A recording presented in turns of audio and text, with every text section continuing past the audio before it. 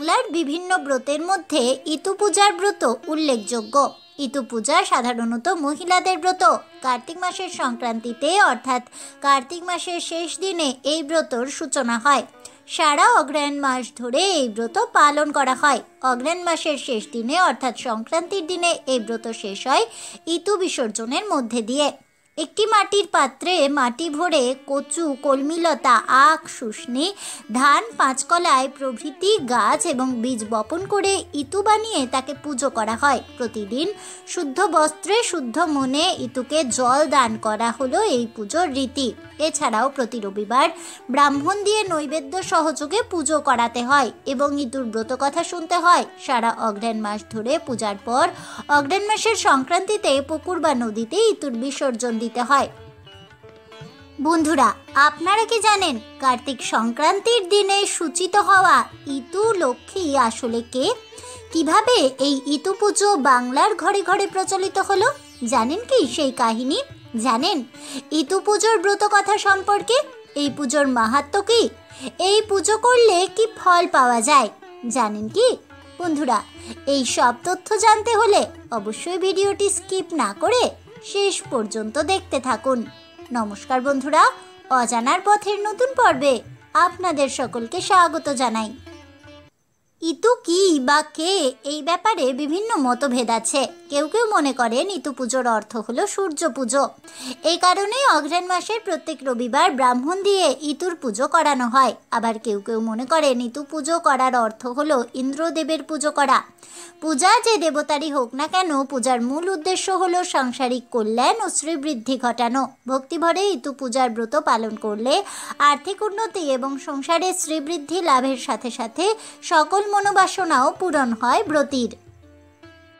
অগ্রহায়ণ মাসের প্রত্যেক রবিবার এই পুজো করে অগ্রহায়ণের সংক্রান্তির দিনে পুকুর, নদী বা গঙ্গা ইতু বিসর্জন দিতে হয়। কুমারী ও সধবা সকলে এই ব্রত করেন। সিঁদুর, ফুল, দুর্বা, বেলপাতা, তিল, হরিতকি, ধূপ, দীপ, নৈবেদ্য, শেয়াকুল এবং ফল। কার্তিক মাসের সংক্রান্তির দিনে একটি বেশ পরিষ্কার সরার মাঝখানে ঘট বসিয়ে তার চারদিকে ধান, হলুদ, মান, কচু গাছ একটা করে বসাতে হয়। এই সঙ্গে মটর, সর্ষে, শুষ্নি, কলমি আর 5টি ছোট বটের ডাল দিতে হয়। পুজো শেষে মন্ত্র বলে ঘটে প্রণাম করার নিয়ম রয়েছে। মন্ত্রটি হলো: অষ্ট চাল অষ্ট দুর্বা কলস পাত্রে ধুয়ে, শুনো এক মনে ইতুর কথা সবে প্রাণ ভরে।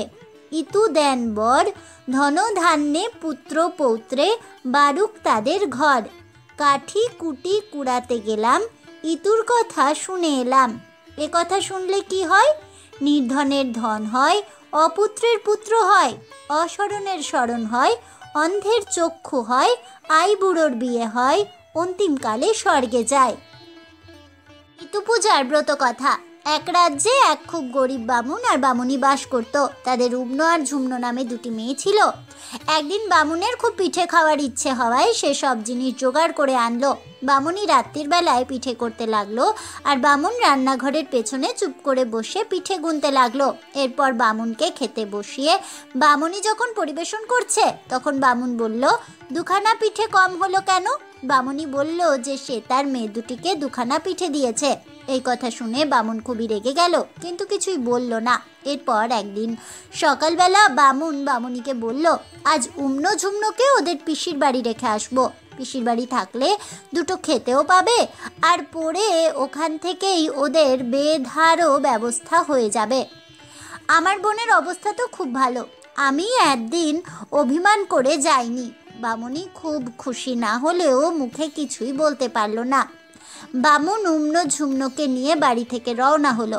অনেকখানি হাঁটার পর বেলা প্রায় দুপুরে বামুন মেয়ে 2টিকে নিয়ে একটা বনের মধ্যে ঢুকলো। মেয়ে 2টি খিদে তেষ্টায় খুবই কাতর হয়ে পড়েছিল। তারা আর বসে থাকতে পারল না। একটি বটগাছের ছায়ায় তাদের বাবার কোলে মাথা রেখে ঘুমিয়ে পড়ল। বামুন এইটাই চাইছিল। সুযোগ দেখে সে ইটের ওপর মেয়ে 2টির মাথা রেখে চুপি চুপি পালিয়ে গেল। যাওয়ার সময় কয়েকটি শামুক ও গুলি ভেঙে তাতে আলতা মাখিয়ে ছড়িয়ে রেখে গেল। মেয়ে 2টির ঘুম ভাঙতে দেখলো যে তাদের বাবা সেখানে নেই আর চারদিকে খানিক রক্ত ছড়িয়ে রয়েছে। উম্ন তখন ঝুমনোকে বলল, বাবাকে বোধহয় বাঘে খেয়েছে। ঝুমনো বলল, না না, আমরা যে দুখানা পিঠে লুকিয়ে খেয়েছিলুম, তাই বাবা রাগ করে আমাদের পিসির বাড়ি রেখে আসার নাম করে বনে ফেলে চলে গেছে। পিসি বলতে কোনো কালেই আমাদের কেউ নেই। এই ভয়ানক বনের মধ্যে তাদের খুব ভয় করতে লাগলো। দুজনেই চোখের জলে ভাসতে লাগলো। কোথায় বা তারা যাবে তাও ঠিক করতে পারলো না। এমন সময় দূরে বাঘের গর্জন শোনা গেল। বাঘের গর্জন শুনে তার ভয়ে আরো আড়ষ্ট হয়ে উঠল তারা। এবার বুঝি তাদের বাঘের পেটে যেতে হবে। তারা তখন ভয়ে ঠকঠক করে কাঁপছে। এমন সময় উম্নো বলে উঠল, ঝুমনদি, ওই দূরে একটি খুব বড় বটগাছ দেখা যাচ্ছে, চলো আমরা ওখানেই আশ্রয় নিই। উম্নোর কথা শুনে দুজনে ছুটে গেল সেই বট গাছের কাছে। দুজনেই বট গাছের সামনে হাত জোর করে বলল, বাবা কত রূপী নারায়ণ, আমরা ভয়ানক বিপদে পড়েছি। ওই শোনো, দূরে বাঘের গর্জন। বাঘটা এসে এক্ষুনি আমাদের খেয়ে ফেলবে। তুমি আমাদের আশ্রয় দিয়ে বাঁচাও। উম্নো ঝুমনোর এই কাতর কথা শুনে বট গাছটি তখন দু ফাঁক হয়ে গেল। উম্নো ঝুমনো তার সেই কোটরের মধ্যে ঢুকে গেল, আর সঙ্গে সঙ্গে কোটরটা বন্ধ হয়ে গেল। বাঘটা কাছে এসে মানুষের গন্ধ পেয়ে চারপাশে খানিকটা ঘোরাঘুরি করে সেখান থেকে চলে গেল। বাঘটা চলে যেতেই বটগাছটি আবার দু ফাঁক হয়ে গেল, আর উম্নো ঝুমনো কোটরের মধ্যে থেকে বেরিয়ে এলো। এখন তারা কি করবে, কোথায় যাবে ভাবতে ভাবতে জঙ্গলের মধ্যে দিয়ে চলতে লাগলো। বেশ কিছু দূরে যাওয়ার পর তারা জনবসতি দেখতে পেল। বন তখন তারা পেরিয়ে এসেছে। তারা একটু দূরে দেখলো যে তাদের বয়সী কয়েকজন মেয়ে একটা পুকুরের পাড়ে ঘট বসিয়ে কি সব পুজো করছে। উম্নো ঝুমনো তাদের কাছে দাঁড়াতেই সঙ্গে সঙ্গে তাদের পুজোর ঘটগুলি সব উল্টে পড়ে গেল। সেই মেয়েগুলো তখন খুব রেগে গিয়ে বলল, কোথা থেকে অলক্ষী তোমরা এলে যে আমাদের ঋতু পুজোর ঘটগুলি সব উল্টে পাল্টে গেল? উম্নো ঝুমনো তখন কাঁদতে কাঁদতে তাদের দুঃখের কথাগুলো সেসব মেয়েদের কাছে বলল। সব কথা দুই বোনের কাছ থেকে শোনার পর মেয়েগুলো তাদের প্রতি দয়া হলো। তখন তারা বলল, উম্নো ঝুমনোকে, তোমাদের কোনো ভয় নেই, কাঁদতেও হবে না। তোমরা আমাদের মতো ঋতু পুজো করো, তাহলে তোমাদের আর কোনো দুঃখ থাকবে না। যাও, এখন তোমরা ওই পুকুর থেকে স্নান করে এসো। সেই মেয়েদের কথা মতো উম্নো ঝুমনো যেই পুকুরে নেমেছে, অমনি পুকুরের সব জল শুকিয়ে গেল ও পুকুরের মাছগুলো ছটফট করে লাফাতে লাগলো। উম্নো ঝুমনো এমন ব্যাপার দেখে কাঁদতে কাঁদতে আবার মেয়েগুলোর কাছে ফিরে এসে সব কথা বলল। মেয়েরা বলল, এই নাও, ঘটের দুব্বা দিচ্ছি, এই নিয়ে পুকুরে গিয়ে ফেলো। ওদের কথা মতো উম্নো ঝুমনো দুব্বাগুলি নিয়ে পুকুরে গিয়ে ফেলতেই আবার পুকুর জলে ভরে গেল। তখন তারা দুজনেই পুকুর থেকে ফিরে এলো স্নান করে। স্নান করে ফিরে এসে মেয়ে দুটি তাদের ঘট আর দুব্বা দিয়ে ঋতু পুজো সম্পন্ন করলো। পুজোর পর দুই মেয়ে বলল, এইবার ঋতুর কাছে বর চেয়ে নাও। উম্নো ঝুমনো তখন ঋতুর কাছে বর চাইল, ঋতু দেবী, এই বর দাও যাতে আমাদের বাবা মায়ের দুঃখ দূর হয় আর ঘর ভর্তি সোনা দানা টাকা কড়ি হয়। তারপর মেয়ে দুটি বলল, এইবার তোমরা খুব ভক্তি ভরে ঘট নিয়ে বাড়ির দিকে যাও। তখন ঘট নিয়ে উম্নো ঝুমনো বাড়ির দিকে চলে গেল। ঋতু দেবী তাদের পথ দেখিয়ে দিলেন।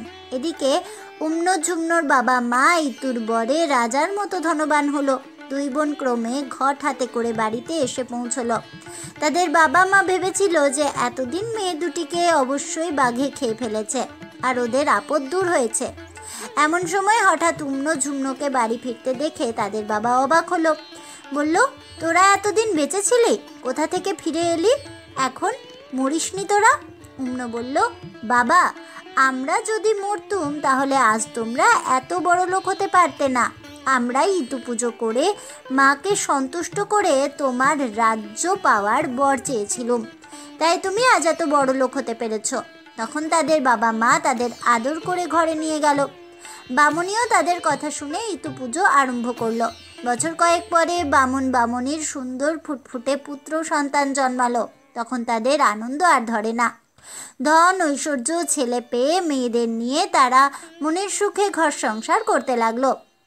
এইভাবে কিছুদিন কেটে যাওয়ার পর একদিন এক রাজপুত্র ও কোটালপুত্র দুই বন্ধু মিলে অনেক লোকজন সঙ্গে নিয়ে বামুনের বাড়িতে এসে হাজির। বেলা তখন দুপুর, তারা তখন খিদে তেষ্টায় অস্থির। রাজপুত্র এসে সামনে উম্নোকে দেখে বললেন, আমাদের খুব তেষ্টা পেয়েছে, আমাদের একটু জল খাওয়াতে পারো? উম্নো তক্ষুনি ছুটে গিয়ে ছোট্ট ভাঁড়ে করে জল এনে দিল। একবার জল খেয়ে রাজপুত্রের ভয়ানক রাগ হলো, কিন্তু আর কি করবে, ভাবলে যেটুকু জল পাওয়া গেছে সেটুকুই এখন খাওয়া যাক। এই ভেবে রাজপুত্র ভাঁড়টি মুখে তুলে জল খেতে আরম্ভ করলো। কিন্তু কি আশ্চর্য, যত জল ততক্ষণ ভাঁড়ের জল আর কিছুতেই ফুরোতে চায় না। তখন তিনি তার লোক লস্কর সকলকে সেই ভাঁড়ের জল খাওয়ার কথা বললেন। তারাও ভালো করে জল খেলো, তবুও ভাঁড়ের জল যেমন ছিল তেমনই রইল। তখন সকলে উম্নকে ধন্য ধন্য করল। রাজপুত্র উম্নকে বলল, তোর বাবাকে ডেকে আনতে। উম্ন গিয়ে বামুনকে ডেকে আনলো।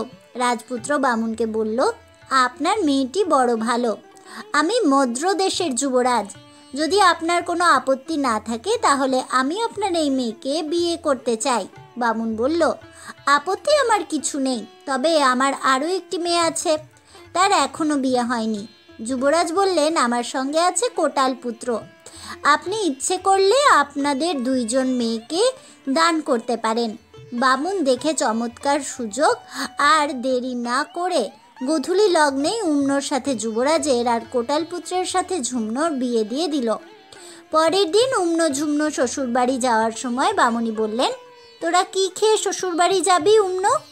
উম্ন বলল, আমি এখন রাজার রানী, তাই খনি চালের ভাত আর মাগুর মাছের ঝোল ভাত করে রেঁধে দাও, আমি তাই খেয়ে পান চিবুতে চিবুতে হাতির পিঠে বসে শ্বশুর বাড়িতে যাব। আর ঝুমনো বলল, আজ অগ্রহায়ণ মাসের রবিবার, ফল মূল নিরামিষ খেয়ে ইতুর ঘট মাথায় নিয়ে আমি হাতির পিঠে চড়ে শ্বশুর বাড়ি যাব। শেষ পর্যন্ত দুই বোনের খাওয়ার দুই রকম ব্যবস্থা হলো। তারা খেয়ে দিয়ে যে যার স্বামীর সাথে হাতির পিঠে চড়ে শ্বশুর বাড়িতে রওনা দিল। উম্ন যে পথ দিয়ে যেতে লাগলো সেখানে তাদের সামনে পড়ল গৃহদাহ, মরক, দুর্ভিক্ষ, যত সব অমঙ্গলের চিহ্ন। আর ঝুমনো যে পথ দিয়ে যেতে লাগলো দেখতে পেল বিয়ে, সভা সমিতি, অন্নপ্রাশন ও অন্যান্য পুজো পার্বণ। এইভাবে উম্ন যুবরাজের সাথে রাজার বাড়িতে এসে হাজির। রানীমা ওদের আসার খবর পেয়ে বউ বরণ করতে এলেন, কিন্তু বউ যেমনি হাতি থেকে নামলো অমনি রাজার বাড়ির সিংহদুয়ার হুড়মুড় করে ভেঙে পড়ল। যুবরাজের মা অনেক বকাঝকা করে বউকে ঘরে তুললেন। এদিকে কোটাল পুত্রের মা বউ বরণ করতে এসে দেখলেন তাদের বাড়ির লোহার গরাদগুলো সব সোনার হয়ে গেছে। কোটাল পুত্রের মা বউকে কোলে করে আদর করে ঘরে তুললেন। উম্ন রাজবাড়িতে আসার পর মদ্র যুবরাজের ধন, ঐশ্বর্য, বিষয় সম্পত্তি সব ক্রমে ক্রমে কোথায় চলে গেল। যুবরাজ একেবারে ভিখারি হলো। আর ঝুমনো কোটালের বাড়িতে আসার পর কোটালের বাড়ি ধন ঐশ্বর্য পরিপূর্ণ হয়ে সংসার ভরে উঠল, একেবারে উতলে পড়তে লাগলো। সারা দেশে প্রচার হলো যে কোটাল পুত্র এক খুবই সুলক্ষণযুক্ত মেয়েকে বিয়ে করে এনেছে। তাদের এখন সব দিকে বাড়বাড়ন্ত। মদ্র যুবরাজ উম্নকে অলক্ষী ভেবে নিয়ে তার উপর খুব চটে গেলেন। উম্ন তার সামনে এলে তাকে দূর দূর করে তাড়িয়ে দিল। শেষ একদিন ঘাতক ডেকে বললেন, এই দণ্ডেই উম্নকে কেটে তার রক্ত এনে মাকে আমাকে দেখাও। ঘাতক যুবরাজের হুকুমে উম্নকে মশানে নিয়ে গিয়ে ছেড়ে দিল, আর একটা শিয়ালকে কেটে এনে তার রক্ত যুবরাজকে দেখালো। উম্ন তখন ঝুমনোর কাছে গিয়ে সব খুলে বলল। মায়ের পেটের বোনের এরকম দুর্গতির কথা শুনে ঝুমনো কাউকে জানতে না দিয়ে তার বোনের বাড়িতে লুকিয়ে রাখলো। এমনকি তার স্বামী কোটাল পুত্রও জানতে পারল না। ঝুমনো বুঝলো যে তার বোন ইতুর অসম্মান করেছে, তাই সে আজ বিপদে।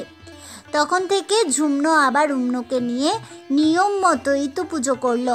শেষে ইতু দেবী আবারও উম্নর উপর সন্তুষ্ট হলেন। সাথে সাথে যুবরাজের দিন দিন বাড়বাড়ন্ত হতে লাগলো। যুবরাজ একদিন স্বপ্নে দেখলেন যে এক দেবী তাকে বলছেন, এক্ষুনি উম্ন রানীকে খুঁজে বাড়িতে না নিয়ে এলে তোর সর্বনাশ হবে। মদ্র যুবরাজ স্বপ্ন দেখার পর থেকে চিন্তায় পড়লেন।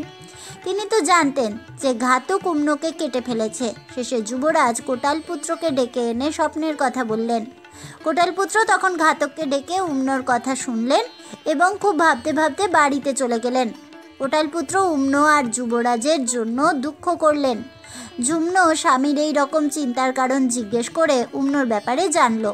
তখন সে তার স্বামীকে বলল, মা ইতু দেবীর আশীর্বাদে যুবরাজ আবারও উম্নকে ফিরে পেতে পারেন যদি আমার কথা মতো কাজ করেন।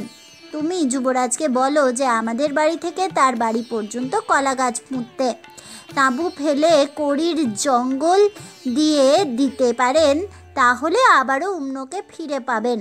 কোটাল যুবরাজকে সেই কথা বলল। যুবরাজ উম্নকে পাওয়ার আশায় সমস্ত ব্যবস্থাই করলেন। ঝুম্ন তখন উম্নকে রানীর সাজে সাজিয়ে তাঁবুর মধ্যে দিয়ে রাজবাড়িতে পাঠিয়ে দিল।